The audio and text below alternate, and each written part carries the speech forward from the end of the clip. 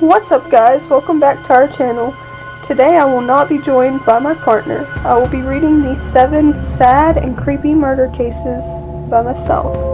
So let's jump right into it.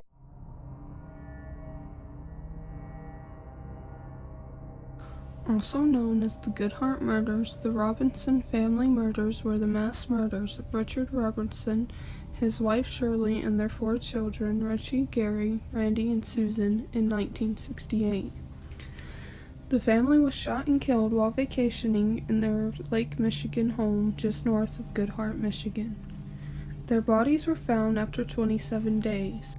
This delay in discovery resulted in extreme decomposition of the remains, making analysis of the bodies challenging. Over the 15-month investigation, the case remained largely unsolved despite the fact that nearly all recovered evidence pointed to Joseph Friedman Scalero, an employee of Richards. The case remains open to this day, although locals still believe that Scalero was responsible.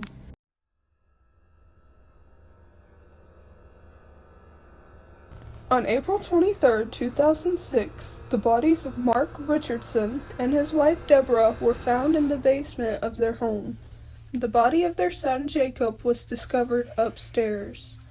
Missing from the home upon the discovery was the couple's 12-year-old daughter, Jasmine. Originally, officials feared she had been abducted. They would soon discover how wrong they were. The following day, the daughter and her 23-year-old boyfriend, Jeremy Steinck, who believed himself to be a 300-year-old werewolf, were arrested and charged with the crimes. It was known the family was highly critical of the young girl's relationship. The criticism apparently served as a motivation for the crimes. While behind bars, Steinck wrote the girl a marriage proposal, which she accepted. Shortly before the murders, Steinck reported watching the film Natural Born Killers.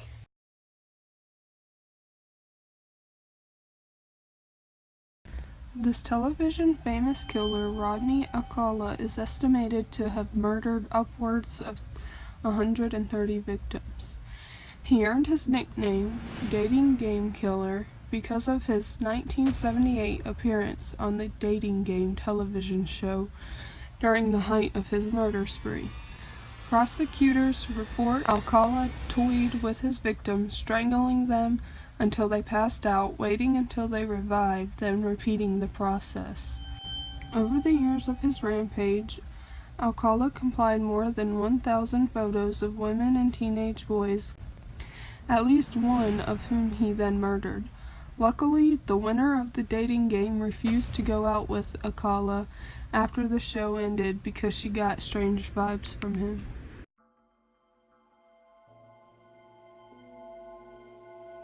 The tragic murder of Annie Lee continues to shock people to this day. September 8, 2009, on the Yale University campus in New Haven, Connecticut, Annie was a 24-year-old doctoral student at the Yale School of Medicine's Department of Pharmacology. She was last seen entering a research building on campus, but she never left. 5 days later, on the day she was supposed to be married, her body was found stuffed inside a supply closet.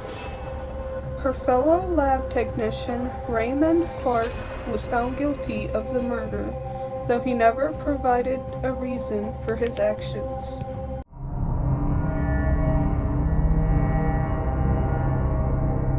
The McStay family mysteriously vanished from their home in Fallbrook, California on February 4, 2010. Joseph McStay lived with his wife Summer and their 2 young sons. After days passed and no one could contact the family, Joseph's brother climbed through an open window to discover an empty house save the 2 family dogs, which had been left behind in what appeared to be a rushed vacancy of the home. An investigation ensued, though little was accomplished until 3 years later. In November of 2013, the family's bodies were found in a shallow grave near Victorville, California. 1 year later, police announced the arrest of Joseph's business partner, Charles Chase Merritt, and charged him with the murders.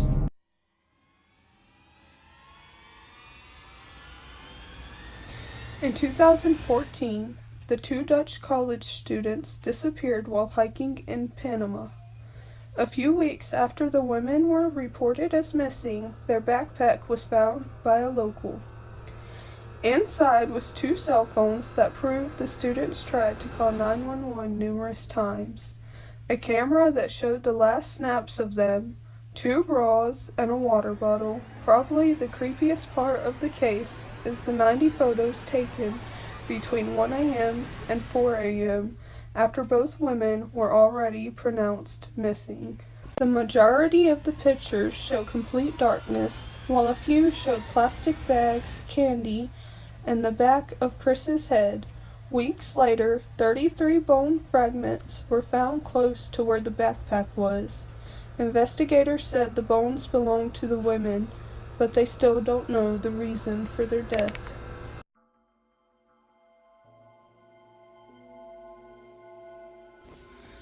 In 2013, a Canadian student went missing while traveling in California. She was traveling alone and had scheduled to check out of her hotel on January 31st, but once the front desk didn't hear from her, they called the police. After about a week of searching, the police released a disturbing video that showed Elisa's last known sighting.